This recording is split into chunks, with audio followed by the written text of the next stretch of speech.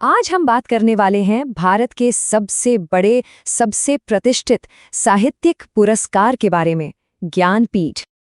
ये सवाल तो बहुत बड़ा है ना? सोचिए, एक ऐसा देश जहां इतनी सारी भाषाएं हैं, इतनी अलग-अलग तरह की कहानियां हैं, वहां ये कैसे तय होगा कि सबसे महान कौन है? तो इसी मुश्किल सवाल का जवाब है ज्ञानपीठ पुरस्कार। जी हाँ, भारत का सर्वोच्च साहित्यिक सम्मान। तो चलिए सबसे पहले ये समझते हैं कि आखिर ये ज्ञानपीठ पुरस्कार है क्या चीज। सबसे पहली और सबसे बड़ी बात, प्राइज मनी, पूरे 11 लाख रुपए। और इसी वजह से ये देश के सबसे बड़े साहित्यिक सम्मानों में से एक माना जाता है।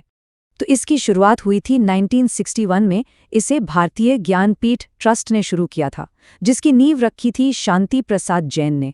हाँ, ये बात और है कि पहला अवार्ड देने में कुछ साल लग गए, वो 1965 में दिया गया। तो सवाल ये है कि ये पुरस्कार कितनी भाषाओं को कवर करता है। जवाब है कुल 23 भाषाएं। इनमें संविधान की 8वीं अनुसूची के 22 भाषाएं तो शामिल हैं ही, और 2018 में इसमें इंग्लिश को भी जोड़ दिया गया। मतलब इसका दायरा अब और भी बढ़ गया है। तो आधिकारिक तौर पर ज्ञानपीठ अवार्ड किसी एक किताब के लिए नहीं मिलता। ये सम्मान दिया जाता है किसी लेखक के साहित्य में उत्कृष्ट योगदान के लिए, मतलब उनके पूरे जीवन के काम को सम्मानित किया जाता है। अच्छा, तो विनर को मिलता क्या क्या है? सिर्फ कैश ही नहीं है। देखिए, इसमें 3 चीजें शामिल हैं।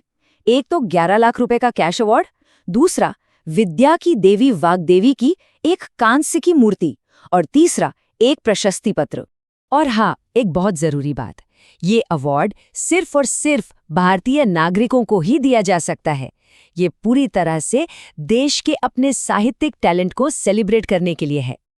अच्छा, अब जरा उन लोगों की बात करते हैं जिन्होंने इस अवार्ड के इतिहास में सबसे पहले अपना नाम दर्ज कराया, यानी जो पहले विजेता थे। इस अवार्ड की हिस्ट्री में कुछ बड़े मजेदार माइलस्टोन्स हैं। देखिए, 1965 में पहले विनर को ये अवार्ड मिला। फिर 1976 में पहली बार किसी महिला लेखक ने ये सम्मान जीता, और फिर हाल ही में 2018 में पहली बार किसी इंग्लिश राइटर को ये अवार्ड दिया गया। ये सारे मोमेंट्स दिखाते हैं कि भारतीय साहित्य कैसे वक्त के साथ बदला है।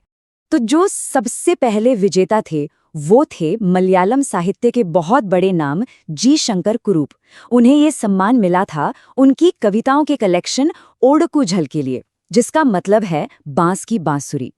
वाकई, इस जीत ने आने वाले विजेताओं के लिए एक स्टैंडर्ड सेट कर दिया।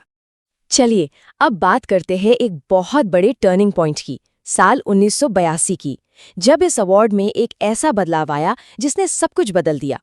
तो हुआ ये कि 1982 से पहले ये अवार्ड किसी एक किताब, मतलब किसी एक मास्टरपीस के लिए दिया जाता था। लेकिन 1982 के बाद नियम बदल गए। अब फोकस एक किताब से हटकर लेखक के पूरे करियर, उनके लाइफ टाइम कॉन्ट्रीब्यूशन पर चला गया। इसे एक उदाहरण से समझते हैं। जैसे 1972 में रामधारी सिंह दिनकर जी को उनकी जबरदस्त कविता उर्वशी के लिए ये अवार्ड मिला, मतलब एक स्पेसिफिक किताब के लिए। लेकिन 1982 के बाद जो विजेता हुए, उन्हें उनकी पूरी साहित्यिक विरासत के लिए सम्मानित किया गया।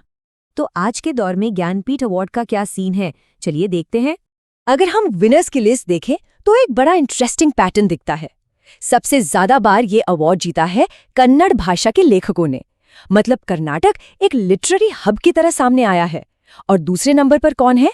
हिंदी भाषा के लेखक। और हाल के विनर्स को देखें तो ये अवार्ड आज भी भारत की डाइवर्सिटी को सेलिब्रेट कर रहा है।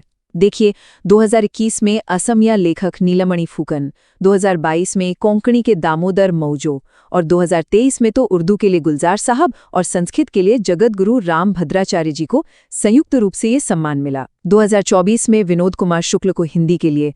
तो ये साफ है कि ये अवार्ड पूरे भारत को रिप्रेजेंट करता है। और पता है सबसे खास बात क्या है? ये अवार्ड ऐसे आर्टिस्ट को भी पहचान दे रहा है जिनका असर सिर्फ किताबों तक ही सीमित नहीं है। 2023 के विनर गुलजार साहब इसका सबसे बड़ा उदाहरण है। वो एक शानदार कवि और गीतकार तो हैं ही, साथ में ऑस्कर विनर भी हैं। उनकी कलम ने शायरी से लेकर सिनेमा तक हर जगह जादू बिखेरा है। तो ज्ञानपीठ सिर्फ एक अवार्ड नहीं है, ये भारत की साहित्यिक आत्मा का एक सेलिब्रेशन है। 60 साल से ज्यादा की इसकी विरासत है। इसने देश के कोने कोने से आने वाली आवाजों को एक मंच दिया है।